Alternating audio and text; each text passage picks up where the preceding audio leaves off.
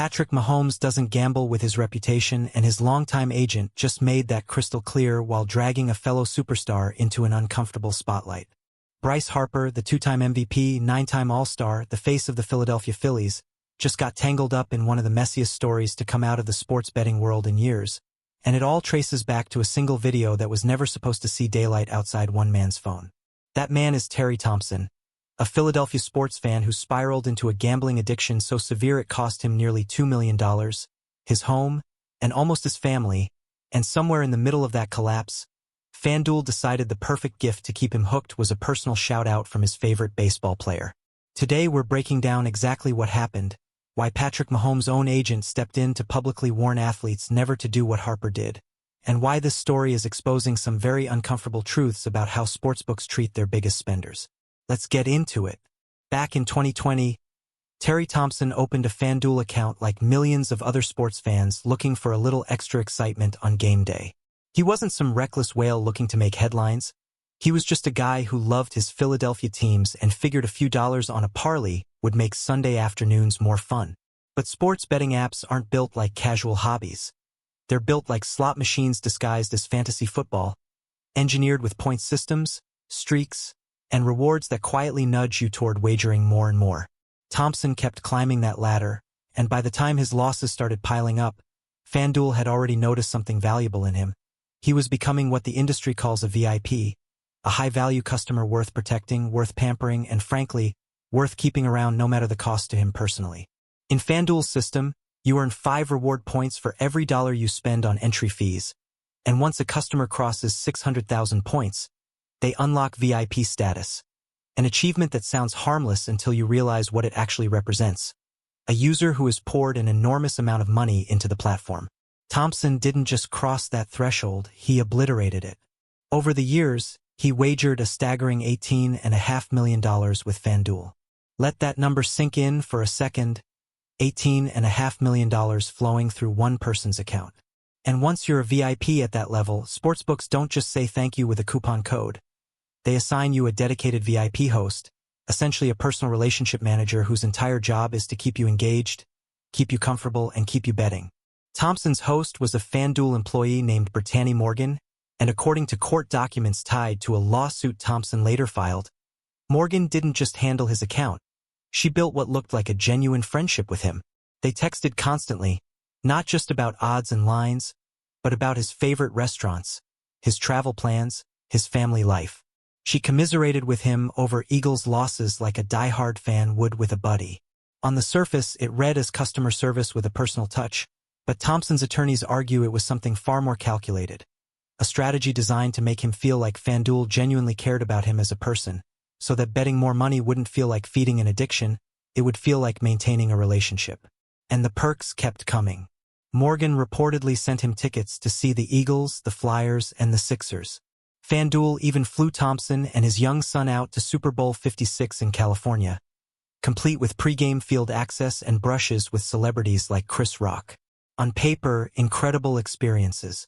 In reality, according to the lawsuit, incentives specifically engineered to keep a man with a growing gambling problem locked into the platform that was draining his finances.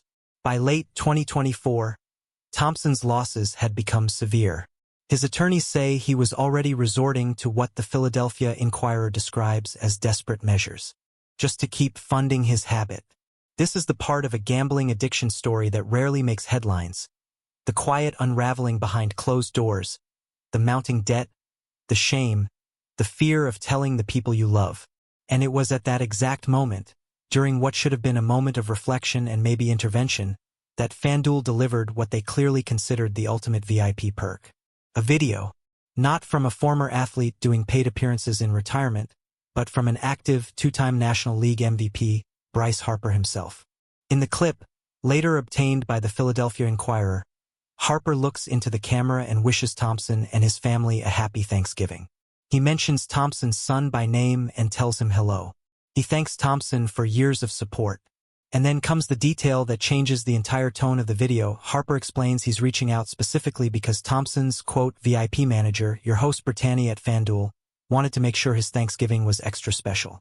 Harper wasn't wearing any FanDuel merchandise in the clip. There's no branding on him personally, but the video itself carries FanDuel's logo, making it unmistakably clear this wasn't some spontaneous fan interaction. It was a corporate-arranged gesture from a sportsbook to one of its most financially valuable, and evidently most vulnerable, customers. Now here's where it gets even more complicated, and where I think a lot of people want to rush to villainize Harper, but the reporting doesn't actually support that. According to the Inquirer's investigation, there's no evidence Harper has any official sponsorship deal with FanDuel, and more importantly, there's no indication he had any idea Thompson was struggling with a gambling addiction or had lost significant money on the platform. From Harper's perspective, this likely looked like exactly what it was framed as. A nice gesture to a loyal supporter during the holidays, something plenty of athletes do for fans without a second thought. The problem isn't necessarily Harper's intent, it's how FanDuel weaponized that gesture, using a beloved superstar's goodwill as bait to keep a struggling gambler emotionally invested in a platform that was actively worsening his financial and mental health. And that's exactly the distinction Danny Funt, a researcher who spent years studying sportsbook VIP programs for his recent book on the rise of American sports gambling, pointed out when this story broke. Funt said he's aware of retired athletes working for sportsbooks in official capacities, guys like LaDainian Tomlinson doing promotional work for DraftKings after his playing days ended, but he says he'd never heard of an active superstar, let alone a former MVP, personally reaching out to an individual bettor like this. That's what makes this situation unprecedented. And that's exactly why it caught the attention of someone deeply embedded in the business side of professional sports, Lee Steinberg. If that name sounds familiar, it should.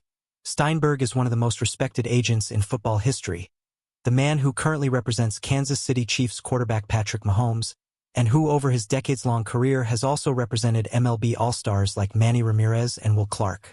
When reporters asked Steinberg directly about the Harper video, he didn't hedge, and he didn't try to protect the industry that so many athletes now partner with for endorsement money. He called the video, quote, bad for sports. Steinberg explained that he personally had never heard of another instance of a sportsbook using an active professional athlete to send a direct, personalized greeting to an individual bettor, and he noted something important. Because these VIP programs operate almost entirely behind closed doors, it's genuinely difficult to know whether what happened to Thompson is a rare exception or a common practice that simply never gets exposed.